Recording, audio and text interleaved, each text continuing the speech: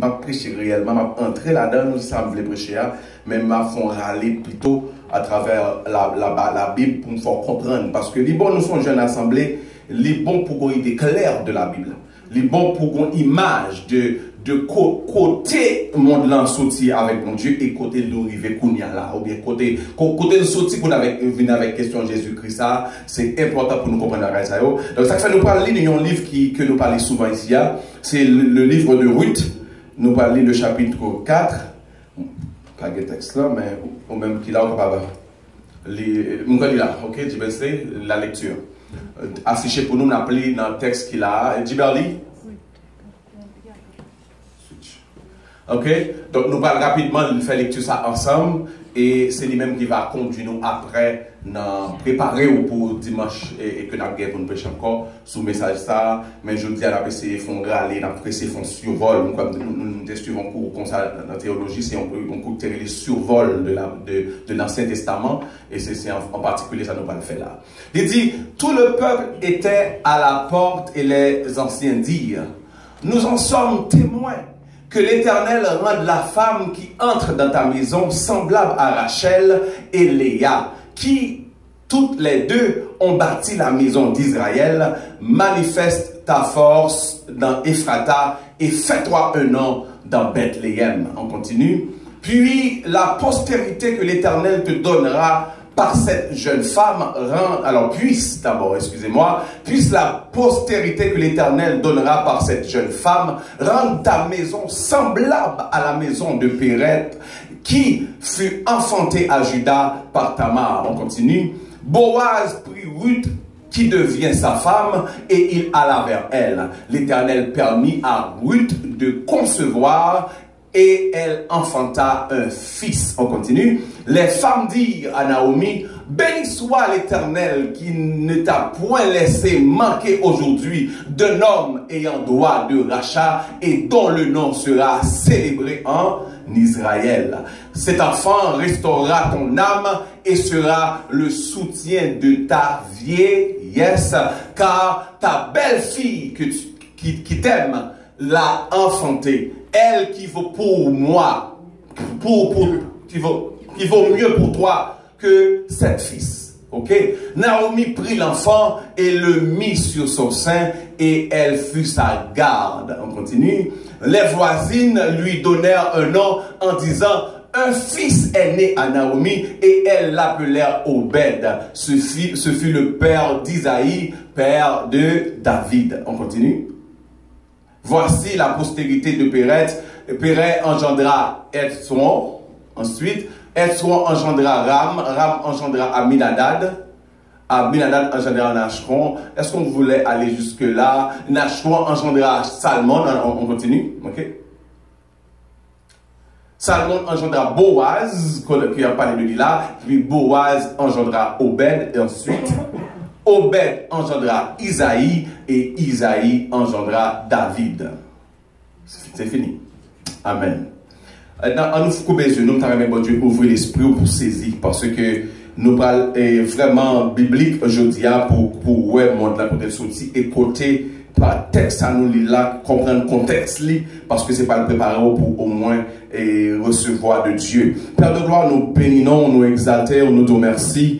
Que aujourd'hui même, on prend au Dieu contrôle toute bagaille qui est dans l'environnement ça. Peu importe ça que nous voyons avec Dieu et ça que nous pas contrôle sur eux parce que nous pas voyons et sens nous, sixième sens nous pas arriver saisir mais ou même nous remettre dans la main afin que Seigneur on va ouvrir entendement peuple afin que Seigneur parole ça va pour nous-mêmes une bénédiction. Alors moi bénis nous, m'exalte non, moi louer, moi nous remercie parce qu'on fait ça comme ça. Au nom de Jésus, Amen. On nous dit Amen. Amen. Maintenant, comme j'avais dit, on va faire un survol de la parole de Dieu parce que nous avons certainement un peuple qui est jeune et qui a besoin vraiment de comprendre les choses de Dieu. Et la parole de Dieu, c'est la meilleure, le meilleur endroit. Il faut se référer pour comprendre Dieu. Maintenant, qu'est-ce qui arrive? C'est que le sujet qu'on va traiter, ça va parler de connaître Jésus à travers sa racine biologique. Est-ce qu'on est là? Est-ce que vous aimeriez savoir un peu plus de Jésus à travers sa racine biologique? Mais c'est ça, c'est connaître Jésus à travers sa racine biologique. Cette histoire, tout le monde le connaît, l'histoire d'Adam et Ève. C'est ainsi que Dieu apparut à l'homme, non pas pour se présenter lui-même, mais Dieu est apparu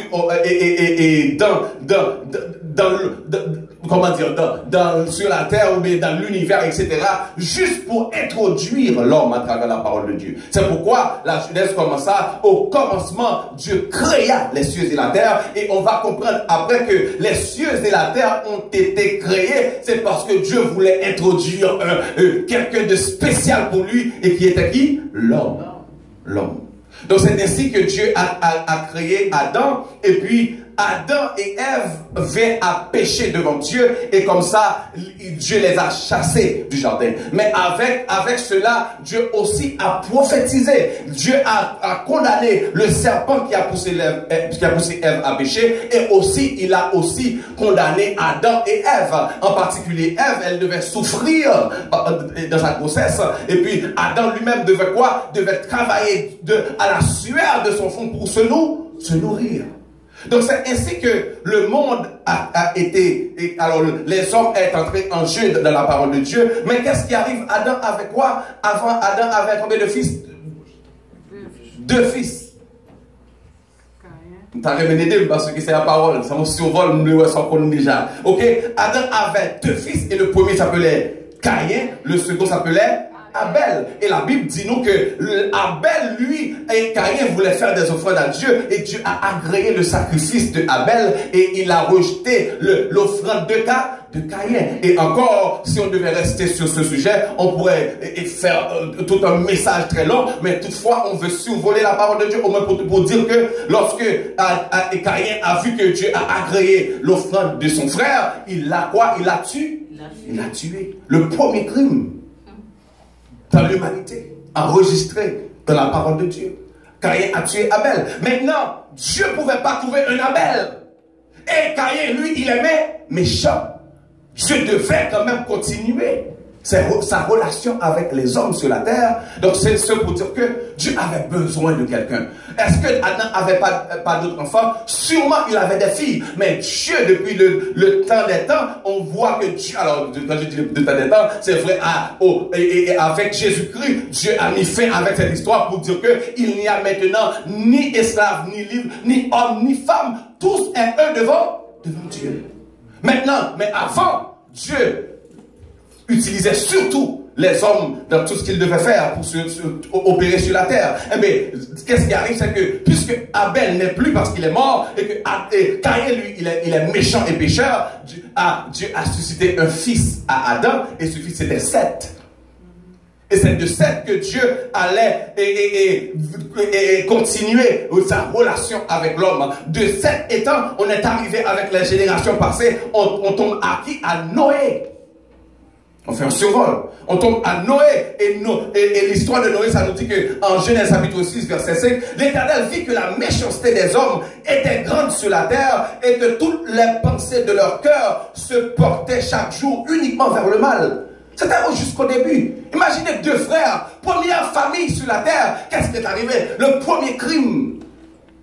Il n'a même pas menti. Il n'a même pas, volé. Il n'a même pas battu son frère. Il l'a tué. Le premier homme sur terre. Donc c'est pour dire que combien le péché, quand il veut rentrer dans le monde, il ne rentre pas avec timidité Non, il rentre avec pleine force. C'est pourquoi le chrétien, lui, il doit veiller. Est-ce qu'on est là avec moi? Donc la terre était après que Dieu, après toute sa génération, Dieu a trouvé un Noé, un homme qui craignait Dieu, parce que la Bible nous dit que l'Éternel dit, j'exterminerai, Genèse 17, j'exterminerai de la face de la terre l'homme que j'ai créé, depuis l'homme jusqu'au bétail, aux oies et aux reptiles, jusqu'aux oiseaux ailés, jusqu'aux oiseaux du ciel. Maintenant, parce que Dieu croit, Dieu se répand d'avoir fait l'homme. Dieu ne fait jamais d'erreur. Pourquoi que cette partie de la Bible, je me répands de les avoir fait? C'est comme Dieu avait lui-même s'est dit que quand tout ce qu'il faisait était bon. Maintenant ici, il a dit, ça c'était pas bon. Non. C'est parce que Dieu il évalue. Dieu toujours, il met l'homme en test. Dieu toujours fait le poids entre ce qu'il attendait de l'homme et la réaction de l'homme par rapport à ce qu'il attendait.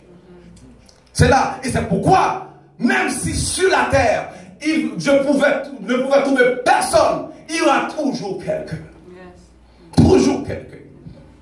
Même si dans l'assemblée, tu penses qu'il n'y a personne, non, Dieu a toujours quelqu'un. Et dans la Bible, on va le savoir, lorsque Moïse va penser qu'il était juste resté comme le seul prophète qui reste en Israël, mais Dieu va dire, non mon cher, tu te trompes.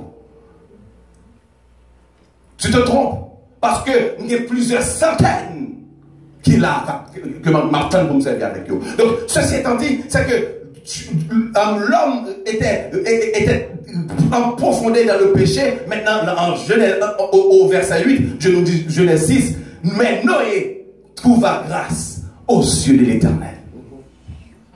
Dis-moi, j'ai une grâce, bon Dieu, je dis. Dis-moi, j'ai une grâce, bon Dieu, dans la vie. Dis merci Seigneur pour grâce. Ou je venir en Jésus-Christ, dis merci Seigneur pour grâce.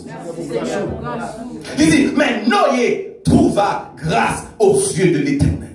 Et la grâce, mes amis, on va le savoir plus tard, mais si on devait lire cela à l'époque de l'Antiquité, où c'était écrit, on allait comprendre que Noé trouva grâce aux yeux de l'Éternel. C'est quelque chose que Dieu, bon, lui, il a fait grâce. C'est aussi simple que ça, parce que la grâce, c'est juste dire à quelqu'un, moi, je te fais grâce. Non, mais Dieu va expliquer plus fort, plus en profondeur, c'est quoi la grâce. Lorsque l'apôtre Paul lui-même va être en dure souffrance, il va prier, il a dit 7 fois j'ai prié, mais Dieu l'a répondu pour dire quoi? Ma grâce te suffit. Dans la situation que tu es maintenant, dans l'épreuve que tu traverses maintenant, compte sur la grâce de Dieu. Car la grâce de Dieu quoi? Te suffit. La grâce de Dieu te suffit. Maintenant, Noé trouva grâce aux yeux de l'Éternel. Et puis verset 9, ça dit, voici la postérité de Noé. Noé était un homme juste et intègre dans son temps. Juste et intègre dans son temps. Noé marchait avec Dieu. C'est la qualité que Dieu cherche en tout homme. C'est la qualité que Dieu cherche en ses serviteurs, que tu sois une servante juste et intègre. Un serviteur de Dieu quoi? Juste et intègre. Dis Seigneur, fais-moi juste. Seigneur, fais-moi intègre devant. Seigneur, fais-moi juste.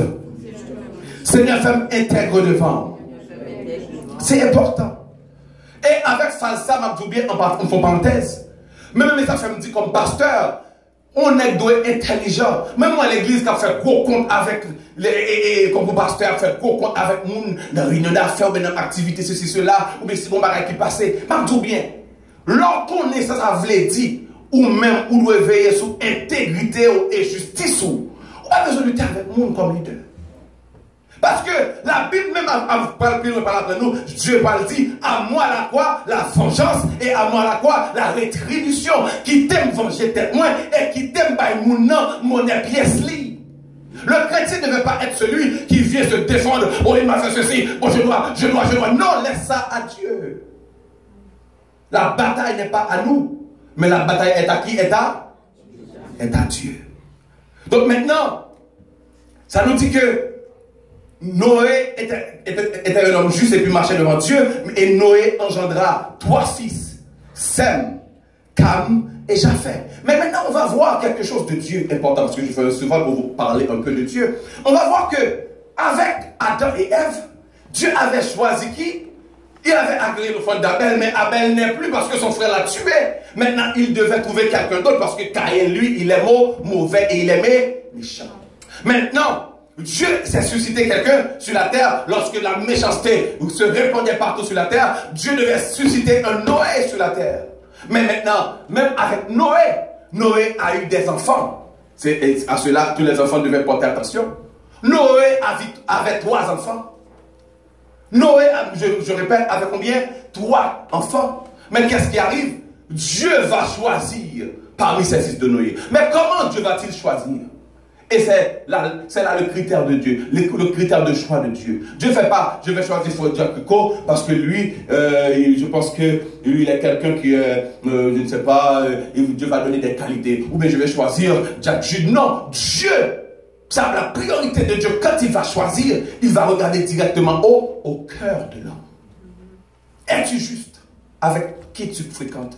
Avec les gens que tu côtoies, dans ta famille, dans ta relation à l'église, à l'université, à l'école. Comment es-tu juste dans tes relations avec les hommes et avec Dieu? Et es-tu intègre? Qu'est-ce que tu crains Dieu? Est-ce qu'à l'église, on doit toujours avoir des litiges, des problèmes parce qu'on compte l'argent et puis ça ne marche pas? Non!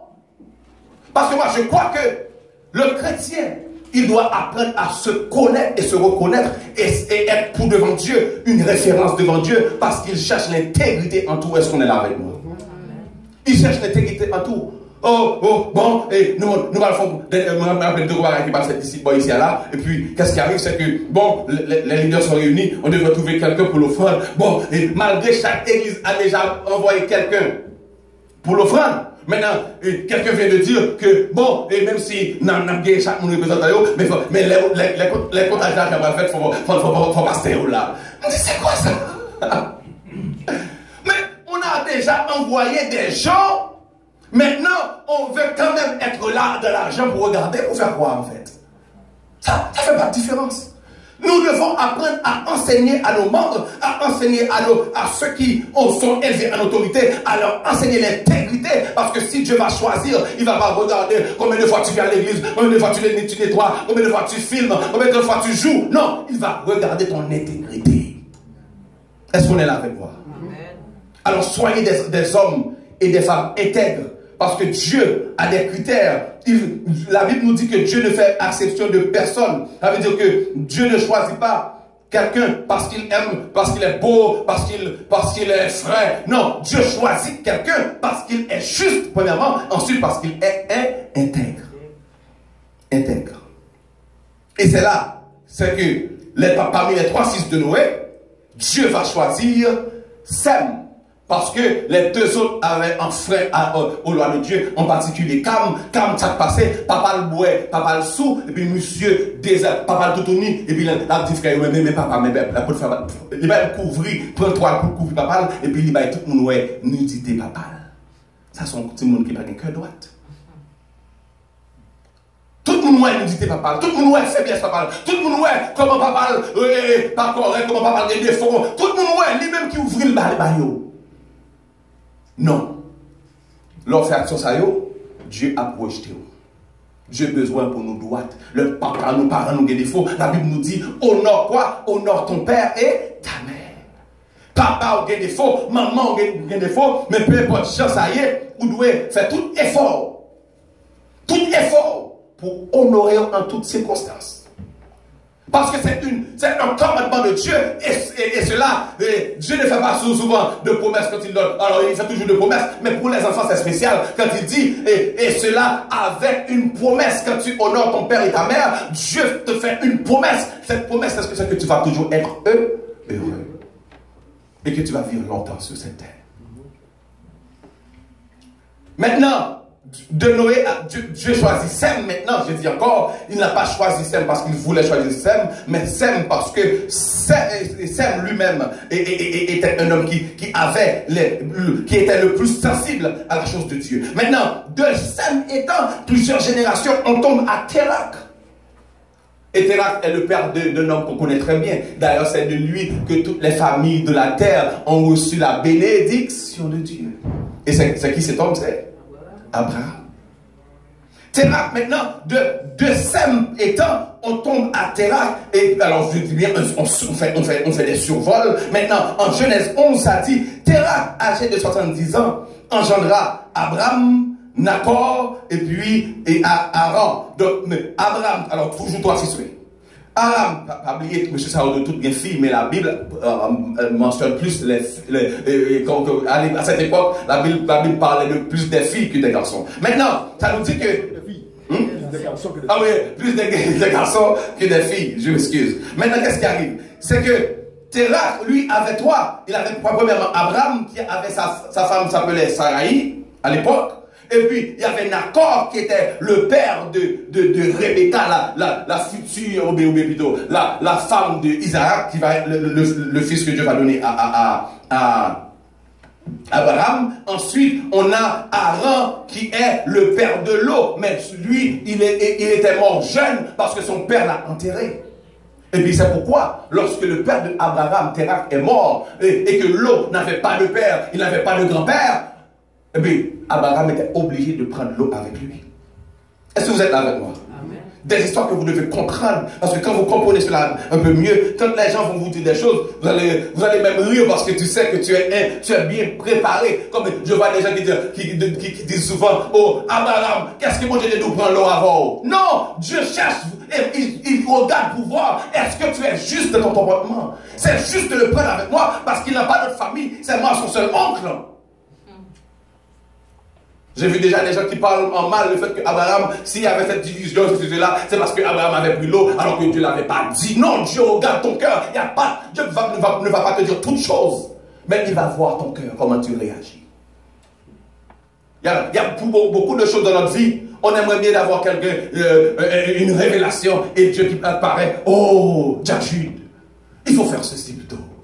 Non, Dieu ne fait pas ça toujours comme ça. Il attend de voir comment est-ce que ton cœur est, quel est le penchant de ton cœur, qu'est-ce que ton cœur va faire. C'est pourquoi la parole nous dit, garde ton cœur plus que quoi? Toute autre chose.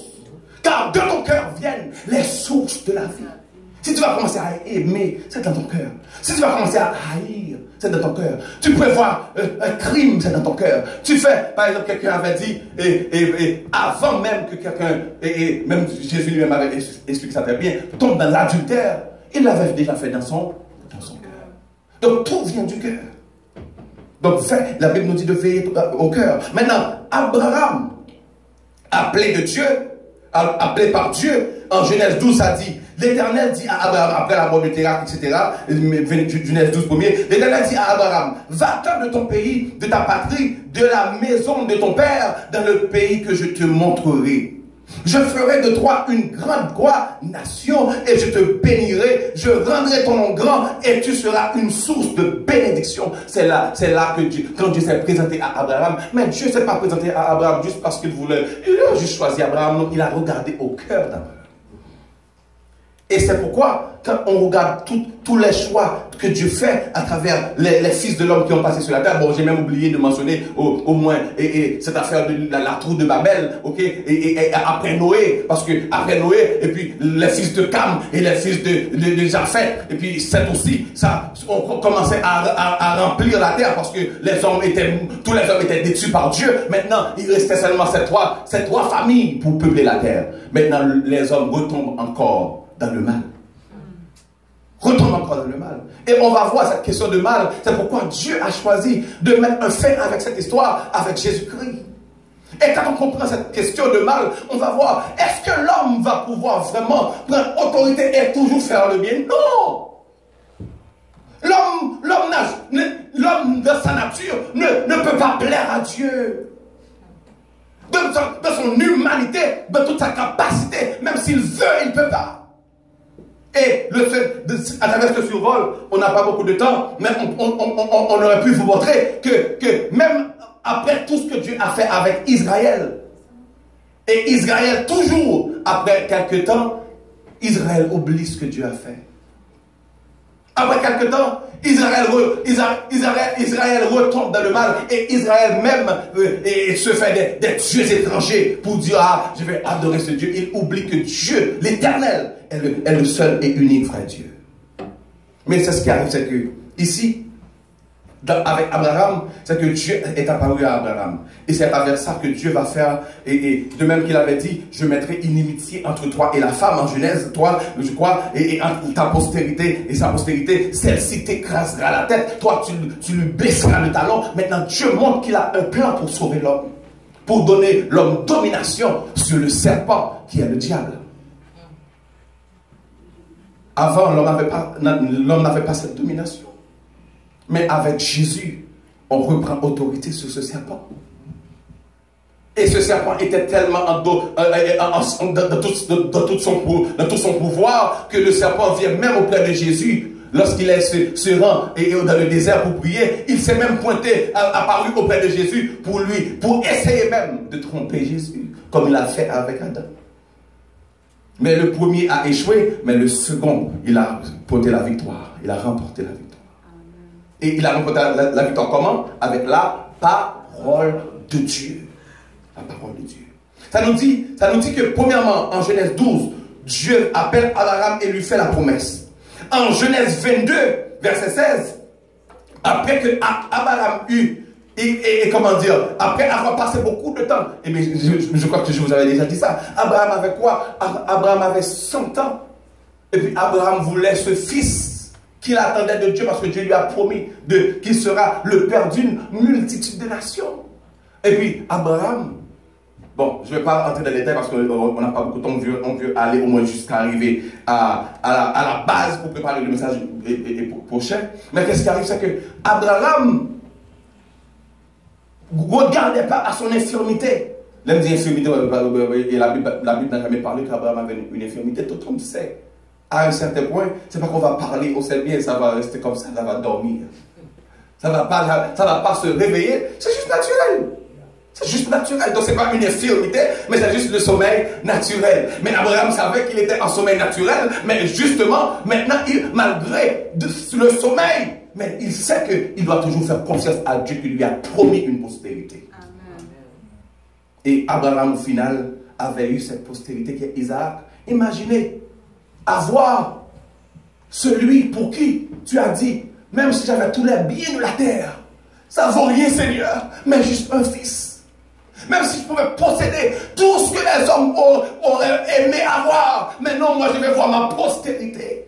Et finalement, Dieu donne à Abraham cette postérité. C'est ce fils qui avait tant attendu. Et bien qu'est-ce qui arrive? Dieu vient auprès d'Abraham. Abraham, hey, je veux, donne-moi ton fils, ton unique. Celui que tu aimes. Parce que quelque part, il avait deux. Peut-être qu'Abraham allait dire, oh, tu veux un de mes fils, mais ok, je vais te chercher Ismaël. Non, Dieu prend le temps de préciser celui que tu aimes. Et Abraham, imaginez mes amis, on ne peut pas jeûner, parce que c'est Dieu qui a déjà parlé. On aurait voulu jeûner, on aurait voulu prier, on aurait voulu, oh Seigneur, déplacer cette montagne devant moi, s'il te plaît, au nom de Jésus. Mais c'est Dieu lui-même qui a parlé. D'autres auraient dit, ah, le diable qu'on voit. Le diable qu'on voit. Ça ferait qu'on diable. Non, qu'on voit le diable. Et puis comme ça, on essaie de cabrer la situation.